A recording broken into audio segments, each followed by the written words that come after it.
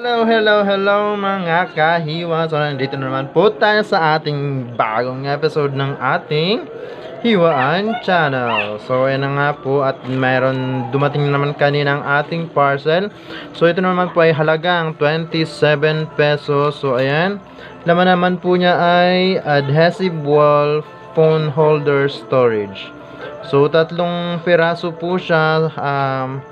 9 pesos lang yung isa. So, syempre, free shipping na siya. Ang kulay naman po ay gold yellow, kulay blue at saka green. So, ayan guys, bubuksan na po natin siya. Syempre, nandito ang ating may wagang cutter. Syempre, ito po ay dineliver naman kanina ng ating Shopee Express na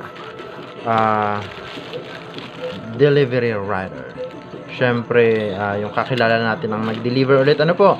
So, yan naman. Let's go, guys. Bubuksan na po natin.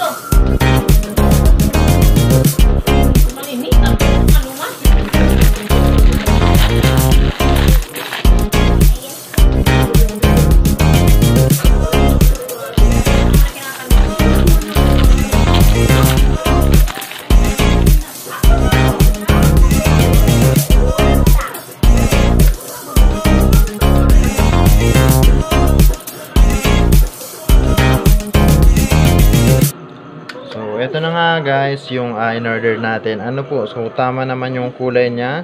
So tatlong piraso sa halagang 9 pesos lang po yung isa. Ano po?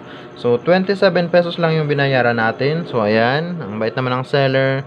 2 days or 3 days lang dumating naman po itong parcel natin. Syempre, wala namang problema. Okay naman, kakasya naman yung phone natin. Ano po? So, i-try po natin yung sukat ng phone kung sasakto siya, ano.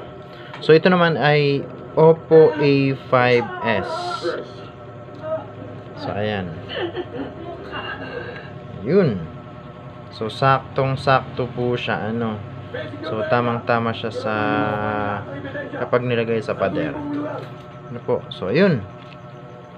So, ayan, all in all, wala naman pong problema dun sa ating parcel.